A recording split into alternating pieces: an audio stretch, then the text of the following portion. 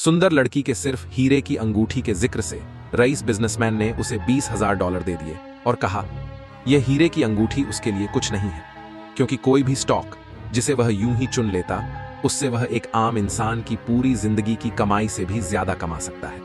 उस रात पिछली सीटें साफ करते हुए ड्राइवर खुद को यह ख्याल करने से रोक नहीं पाया कि एक दिन वह खुद वहां बैठेगा।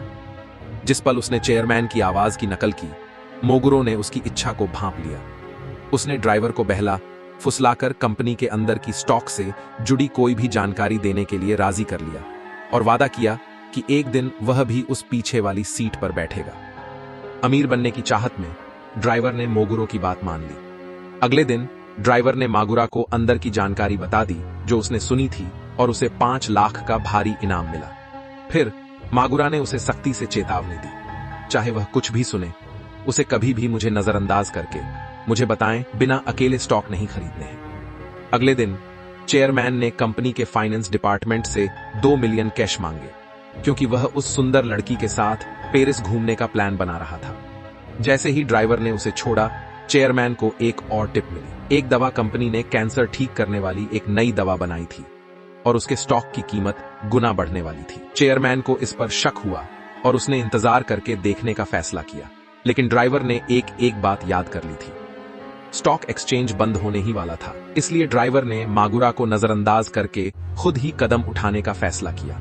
चेयरमैन के नाम का इस्तेमाल करके उसने कंपनी की फाइनेंस टीम से 5 मिलियन की मांग की। उसने सोचा कि चेयरमैन के ट्रिप से लौटने से पहले वह यह पैसा चुका देगा। गुना मुनाफा उसे सचमुच का बड़ा कारोबारी बना देगा। लेकिन अगले ही दिन उसने जो स्टॉक खरीदा था उसकी कीमत बुरी तरह गिर गई, क्योंकि कैंसर ठीक करने वाली वह दवा नकली निकली।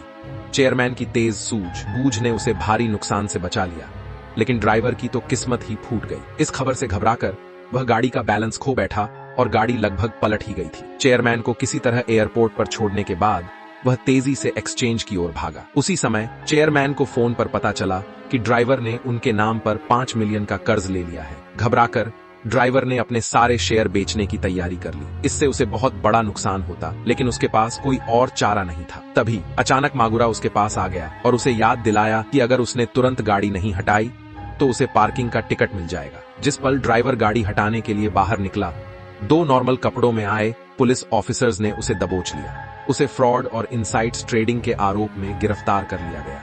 उसने कभी ऐसा सोचा भी नहीं था जिस गाड़ी की बैकसीट के सपने वह देख रहा था वह पुलिस की गाड़ी की होगी।